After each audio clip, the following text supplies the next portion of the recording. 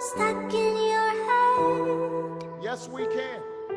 Monsters under your bed. President of the United States. Monsters stuck in your head. We Yes, are we can. stuck in your head. President of the United States.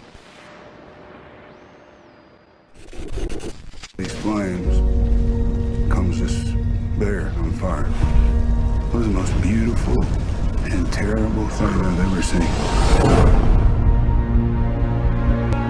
Sooner or later, the fire's gonna come knocking in our hometown. I want you all to breathe in this beautiful vista, because you're never gonna be able to look out into the wilds and see that pure beauty again. If this ain't the greatest job in the world, I don't know what is. What is that? Fire's threatening homes and people's lives. I want Granite Mountain. There it is. Your hot shots. The fire gets past our line, it goes to our town. Burn over seconds away. It's gonna feel like the end of the world. As long as you can breathe, you can survive. We're gonna take the fire head on and save our town. Y'all are heroes.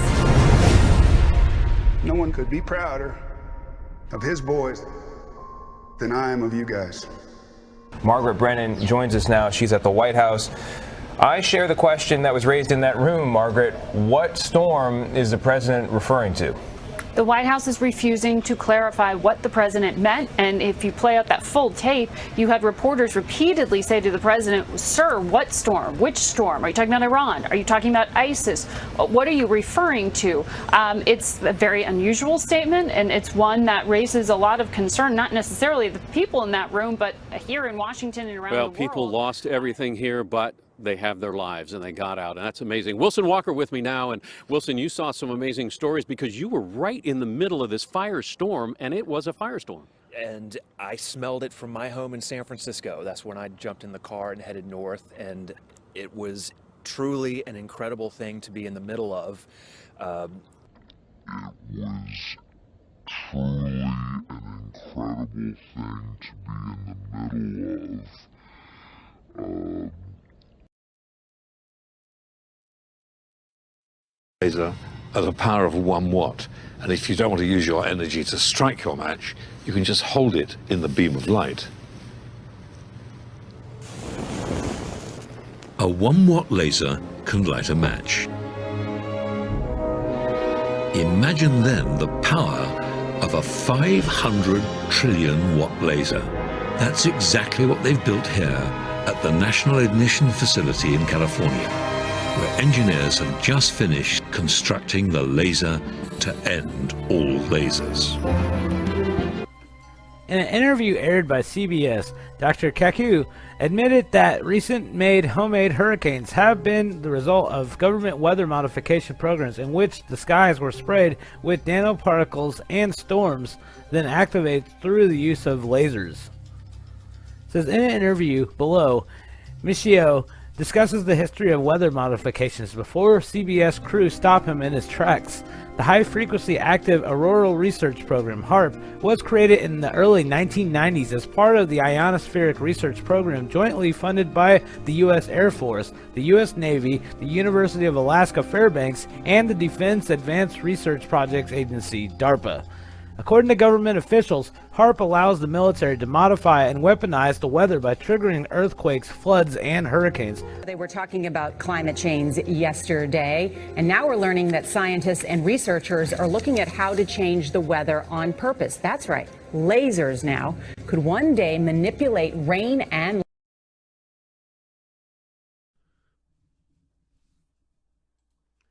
This was from the military news. It's about aircraft laser-borne weaponry, a Boeing YAL-1. And look for the blue flashes, folks. That's what we saw in the skies. Those are the lasers being used, that they're pulsing the electromagnetic fields of plasmic energy that they excite with the winds in order to direct the direct field. See the blue? These are caused by these laser beams. And we'll get into the whole thing about lasers and when they're created here in a little bit. But look at the blue, folks. That's what many comments, and I saw it as well. We saw blue sparks or flashes in the sky. And that's what they were, is these little blue beams of laser energy right there. See it? That's what we saw. So this is proof pretty positive that this was a laser-directed energy weapons used on the Northern Cal fires here.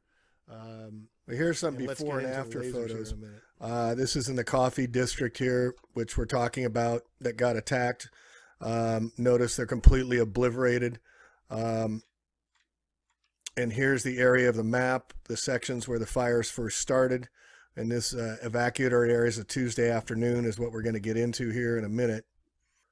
All right, so this is Santa Rosa, the area. This is pictures similar to the ones I took the other day in the coffee district area. Again, you can see the ridge fires coming up. Take a look at this, folks. See the stone block wall? It's all gone, folks. The heat had to be enough to melt the wall. Columns were melted.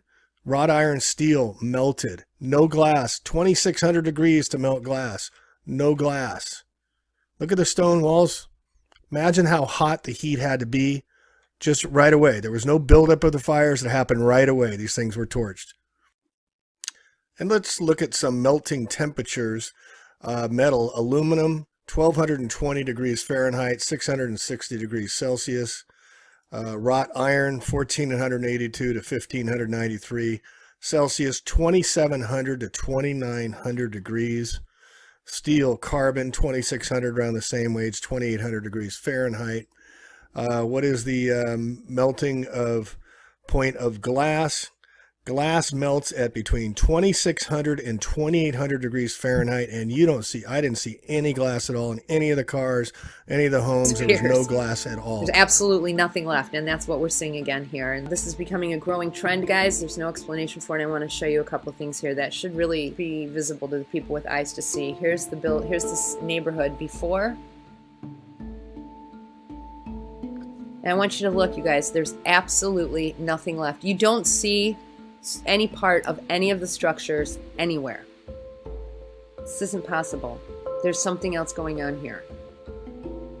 Something else going on here. The entire building. Everything's gone but the trees. One washing machine. But where are the granite countertops? Where are the glass doors? Where's any of the metal framing? Where's the bricks? Where's any of the stuff that held these houses together? And why isn't there any rubble? But the tree is still standing, and the grasses are still here. But the cars that were left have no glass. They're all smashed to pieces.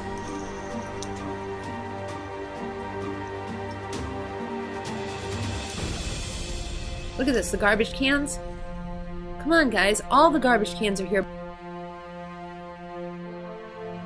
But look at the cars, look at the condition of these vehicles. Look at this. This is all smashed and bent. And look at the twigs on the ground. These things should have caught on fire. How come there's pine needles and stuff all in the path? Why isn't there anything standing whatsoever but the trees? This is supposed to be a forest fire. How come the forest didn't catch on fire? Not even the tree branches. Look at, there's just twigs and stuff everywhere. Why did the twigs not burn? But every single solitary piece of 2x4 that built these houses is standing. I mean, isn't standing, is gone. It's all disappeared. There's no aluminum siding. There's no bricks. There's nothing. Emergency. All right, so let's get into directed energy weapons, or DEW. They've had this technology for a very long time, folks. They just don't tell us about it. The beginning of was the Allies and Axis conducted basic research and studies into primitive directed energy weapons before World War II. The Allies and the Axis were partners. British scientists calculated electronic systems of the time could not generate the power necessary for a death ray. That's not true. Nikola Tesla had the death ray already. That's what Tesla technology was developed in 1905 to 1910. During the Cold War, U.S.-Soviet Union together studied the possibility of creating particle beam weapons which fire streams electrons, protons, neutrons, and even neutral hydrogen atoms. The kinetic energy imparted by a particle beam stream destroys the target by heating the target's atoms to the point that the material literally explodes. Now, if there's aluminum from chemtrails on the ground and the soil and the trees and what, there's your combustion. These weapons were considered for both land and space-based systems. Because beam strength degrades rapidly as particles react with the atoms in the atmosphere, it requires an enormous power plant to generate a weapons-grade beam. How about 1 trillion watts of power focused, as Michio Kaku was saying on Today's Show a couple weeks ago. So the theoretical underpinnings was Albert Einstein, 1917, folks. Promising laser devices is the free electron laser, uses rings of magnetically confined electrons whirling at the speed of light to produce laser beams that can be tuned up and down the electromagnetic spectrum from microwaves to ultraviolet energy. They produce continuous beams or short, intense pulses of light in every spectrum from infrared to ultraviolet. And we all saw blue lights around here. There was blue, as you'll see in the United States Air Force laser test. They have blue circles, and that's what we saw. When a laser beam strikes a target, the energy from the photons in the beam heats the target to the point of combustion or melting, and it travels at the speed of light. They're well suited for use against moving targets, blah, blah, blah. The number of shots a laser weapon can produce is only limited by its power supply.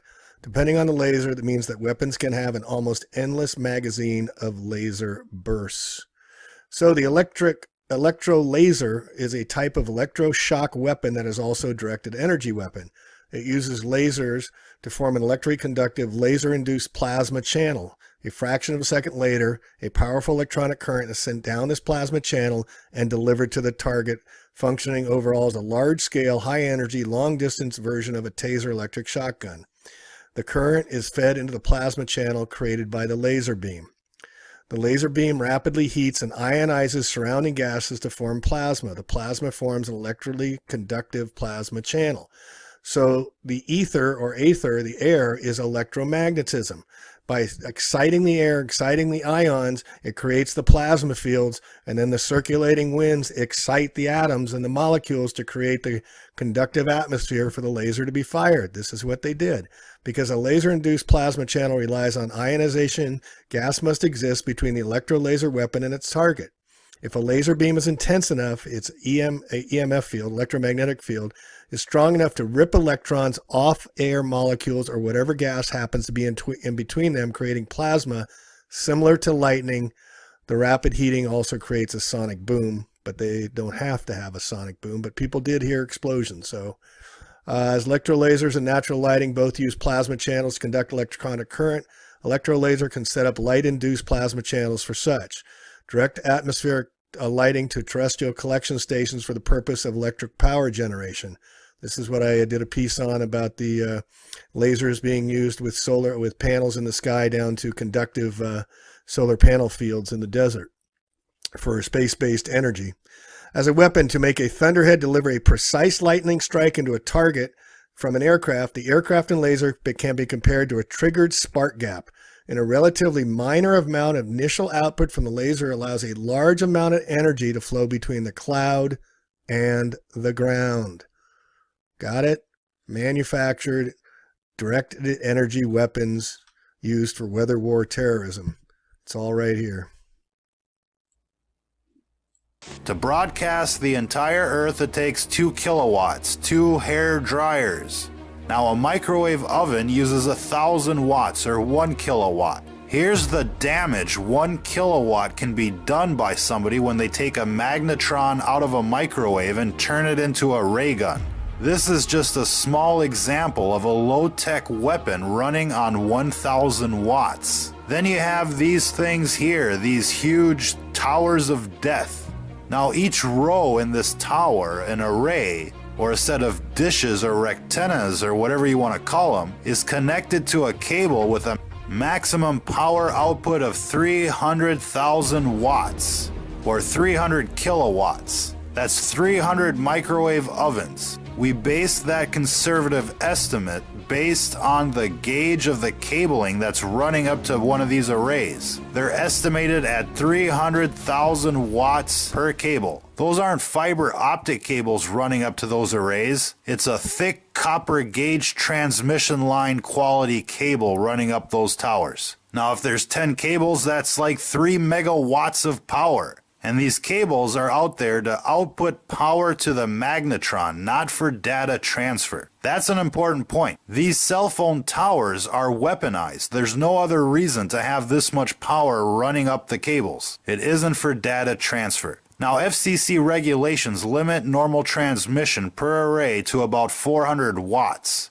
To put that into perspective, 1 watt from your phone can go 25 miles to the nearest tower. A 1,000 watt magnetron on a stick can blow shit up. And these towers have a 300 kilowatt power line running up to each rectenna. And who knows, there could be an amplifier at the top of these towers that steps up the power even more. The point is here, ladies and gentlemen, is that these companies like Lucent and Google could turn up the juice at any time and nuke a town. They could nuke the entire country without any warning, without anybody being able to protect themselves. They could cook them like a boiling frog in the middle of the night. This infrastructure is not only in place, it's built up with multiple levels of redundancy. Every big city has thousands of these death towers. And all that needs to happen is for an AI from Google or whoever to come in and nuke everybody at once and take over. Who out there remembers that movie Terminator? Well, Google doesn't have to send a Terminator to every door or launch a nuclear strike. It can just turn on these cell phone towers to maximum and cook everybody within the city limits within an hour.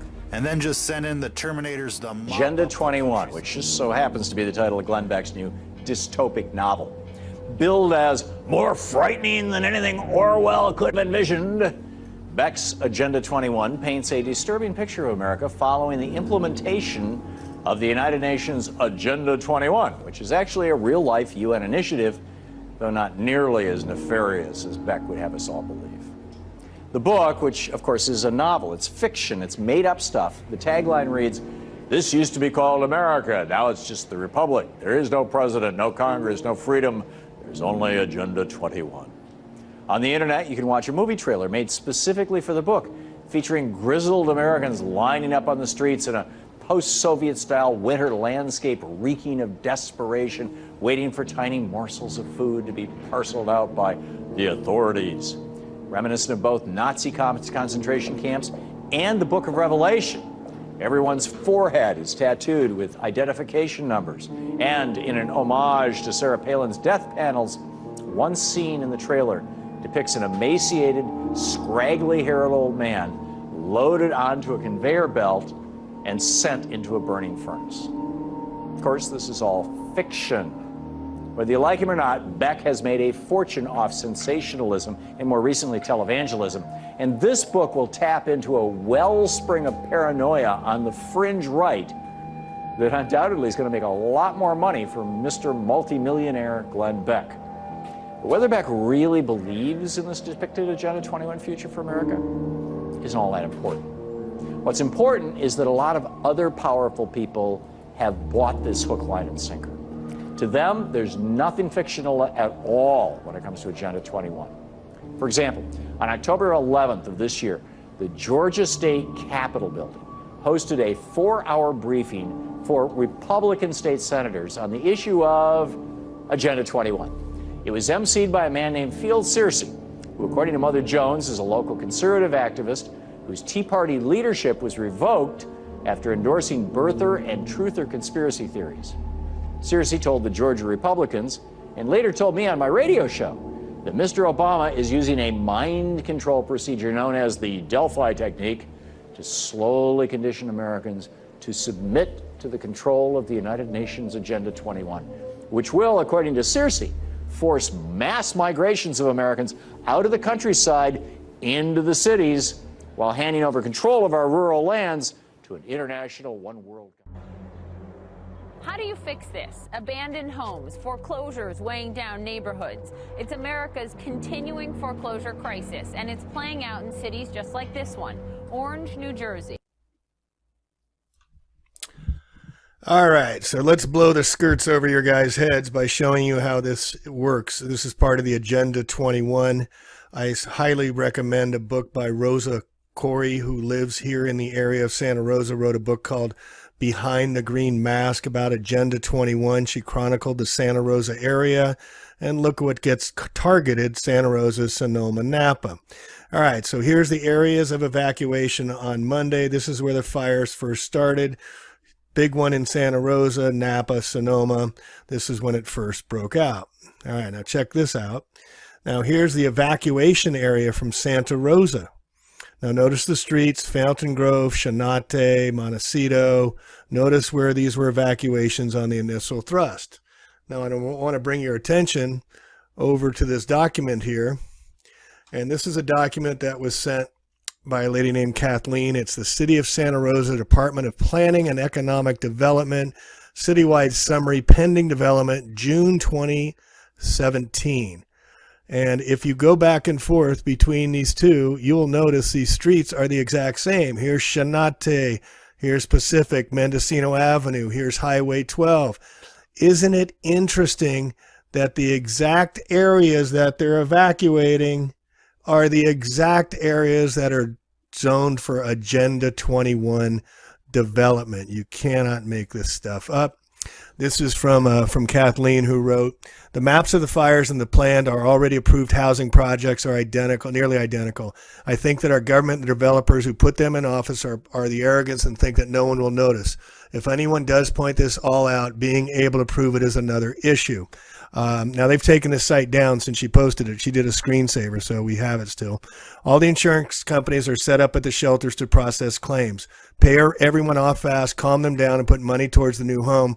When they find out how much additional money it will cost and how long it takes to navigate the building permits process, buying a ready-made brand new home will be an easy decision, even if it means a much smaller one on a smaller lot. It kills me when I think of all the people who are homeless and who, if they have the means and determination to rebuild, will not be able to have anything like the homes they lost, even if they have unlimited funds, because of the absurd building codes that are being put into place thanks to the UN Agenda 21. Fireplaces won't be allowed. Setback requirements are changed. Building height requirements, green engineering design requirements. And what do you think after these fires are going to do, folks? They're going to add to that. And other arbitrary codes that were deliberately created to make a building or residence needlessly frustrating, time-consuming, and very expensive for developers. How convenient that everyone who just recently lost a home will be able to buy a ready-made stack and pack residence in a nice but much smaller planned development with their insurance money, if they get any. There are plenty of even smaller apartment options will be there. What about all the burned down properties? People will be glad. Museum of Modern Art think they might have the solution, and believe it or not, it involves building in the streets. This is an experiment to look at what happens if you get rid of streets, and we create a pedestrian city. The plan by architects Hilary Sample and Michael Meredith is on display in an exhibit called Foreclosed: Rehousing the American Dream. We're not necessarily saying it's going to fix everything, but the idea that it provokes a kind of new discussion and conversation. Their idea: fill the streets with housing and office space, make it pedestrian friendly, and eliminate the tax burden of upkeep on the roads. Looking at life after the foreclosure crisis, the exhibit reimagines how we live. It's not sufficient to fix subprime, globalize who holds the debt, and go back to building McMansions that take us 3 hours to drive to. There really is no such thing as a typical American suburb. This phenomenon expresses itself, it manifests itself quite differently in different parts of the country. Curators Barry Bergdahl and Reinhold Martin challenged architects to reimagine 5 suburbs across the country. All of them lie within metropolitan areas that are growing. There's opportunities in these decaying suburbs. For example, picture Kaiser, Oregon as a city powered by its own methane dome.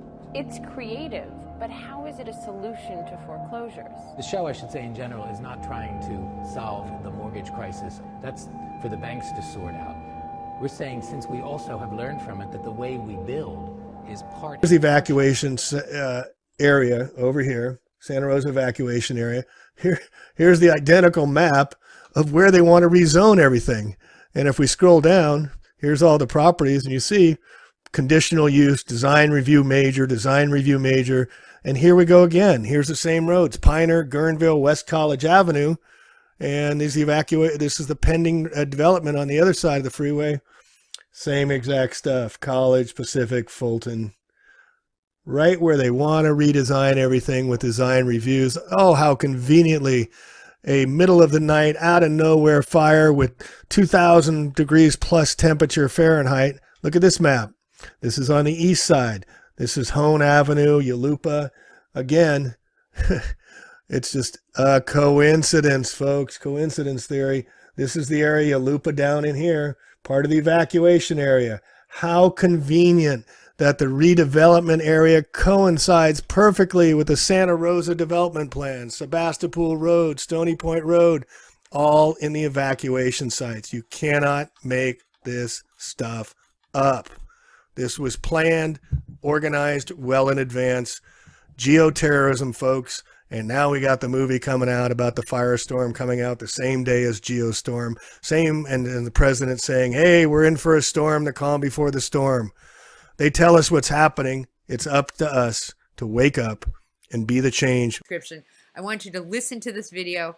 I know it's not going to pick up the audio like I can hear it, and I don't know how to get it to you guys in its raw format. But when I play this audio, you guys, if you're on my computer, if you're listening to it from my computer, it sounds like 3D, like a 3D jet going over your head. Okay, now maybe that is how propane tank lets off the sound of gas, but it happens, and it just sounds really bad. So I'm going to let you guys listen to this because this is worth noticing, because there is something very, very strange happening at the Silverado fire down the street, okay? So just listen to this, okay? It's hard to describe how it is with the wind blowing and how hard it is to function with the smoke. I'm in a relatively safe area, if you could call this safe. So that's the only reason I'm here. Otherwise, I wouldn't be here. I was talking with the firefighters down at the previous fire we were at live about the wind conditions, and everybody was extremely concerned about the wind and how dangerous it is, and I take it very seriously.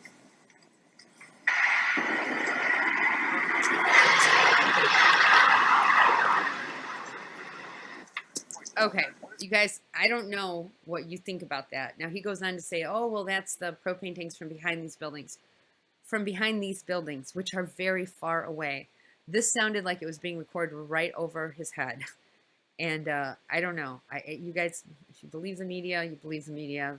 I guess that's up to you guys. But I'm going to play this one more time because this happens a couple of times in this video. But it's, I don't know. To me, I don't believe the propane tank thing. I looked on Google Earth and I couldn't find propane tanks, but I'm not a pro on this.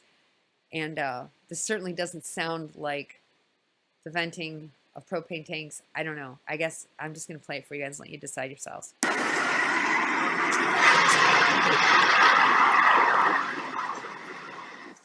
That sounded like something very, very different than the hissing of a propane tank. And I read how they work and stuff. I don't know. I'll just let you guys hear it one more time. It sounds like a jet engine.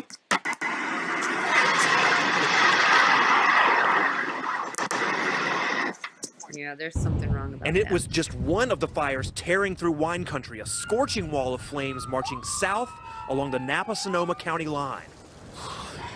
Get out while you can, I guess. It's not normal.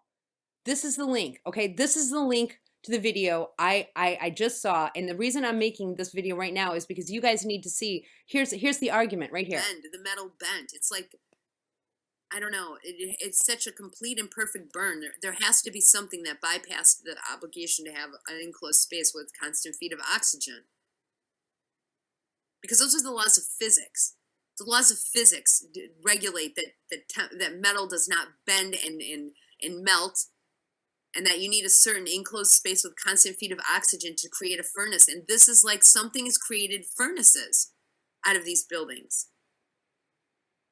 This is not normal. This is not a normal fire, guys. And I point that out because I was looking at the devastation here, where I go through and I show you guys that in an open air fire, you have peak temperatures and then they drop, and you'll see that if you watch this video, you'll go through and you'll see what I'm pointing out, that in order to get this complete dustification of everything, it's as if something turned these buildings into a furnace. Okay, because there's laws of physics that have been defied here. And just to back that up, I want you to look at this video that somebody just sent me a link to. This blows my mind, but this proves my point. The craziest thing I've ever seen. Alright, this is fucking rad. There's a fire in Shelville, and it's going straight up the middle of a tree.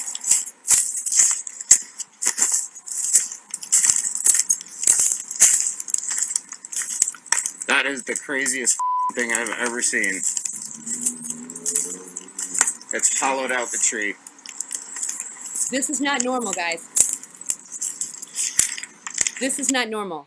Now, I will explain one thing to you about how microwaves work, and this is critical. The reason you cannot X-ray a tree, and I don't have any of the stuff pulled up to show you this, but the reason you can't X-ray a tree is because trees have a dual density bilayer, which is just a simple way, a complicated way of saying that the bark and the heartwood of the tree are two different densities. And the cylindrical shape makes it so that when the microwave energy or any X-ray or any electromagnetic frequencies, this is why you can't pick up anything on radar in a wooded area, okay? Because here's what happens: there's a unique dual density bilayer of cylindrical shape of the tree, so that when the electromagnetic energy goes into the tree, it ricochets instead of going straight through. It ricochets, and then the energy ricochets on the interior of the heartwood. And what happens is that heats up the interior, especially with microwaves. This is why, like, if you look around your cell phone towers and you see that there's a lot of branches or a lot of trees that have like a saggy bark. I call it like a saggy, like a sock effect. Their bark is kind of like shrunken. A lot of the trees, you'll see the bark is just kind of shedding off the trees. That's what happened when we went from 3G to 4G. The higher intensity of the electromagnetic energy that was being pummeled through the trees on the periphery of the tree cluster. What it did was it accelerates the dehydration in the tree, because the microwave frequency enters into that tree and ricochets instead of going through. That's why you can't take an X-ray of a tree, because the X-rays don't go through the tree. They ricochet on the interior of the tree, which is why this is so significant. The way these fires burned, it's through some sort of an electromagnetic energy that they're pumping through. That's why this tree did not combust on the outside. Because that's just how trees work. You can't get electromagnetic energy to go pass through a tree. So that would make 100%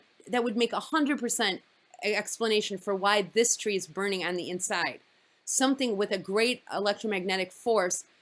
I don't know what frequency they'd have to use. I don't know everything about this, but I do know that there's a dual density bilayer, and the cylindrical shape makes electromagnetic energy ricochet on the inside of the tree, on the bark. And it dehydrates the heartwood. And now this is just like a complete over-the-top example, because obviously the tree is burning. But since this is consistent with the fires here, this is not just scorched vegetation here. This is evidence of military-grade acceleration of accelerants of fire. Okay. Looking at a 25 megawatt railgun, able to blow a hole in anyone. 25 megawatts of power, just like your local cell phone tower. Notice the power supply. Railgun, cell phone tower, railgun, 25 megawatts of power, and your local cell phone tower.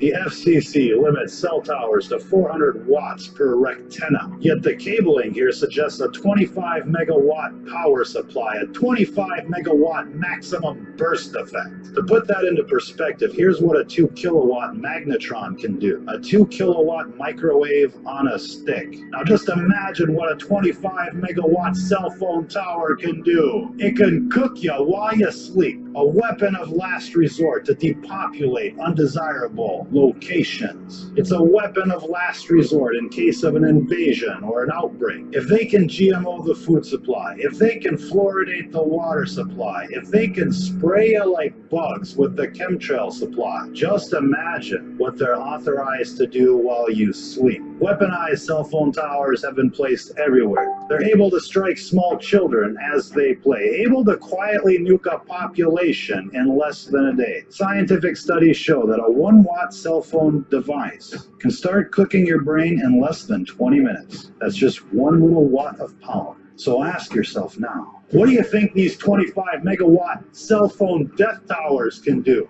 Rapid sector depopulation, extermination, fast and effective, silent and untraceable, designed to kill without warning. Demand these towers be taken down. Flood your local city council with citizen requests. Get a measure on the ballot. Call the local news. Have them investigate and talk to them about magnetically assisted transfection agents, aka MATRA weapons. Chemtrail fallout plus non-ionizing radiation can have disastrous effects. Electromagnetic pollution doesn't have to be at high doses to kill. It can buzz constantly at low doses and still have the desired Agenda 21 effect.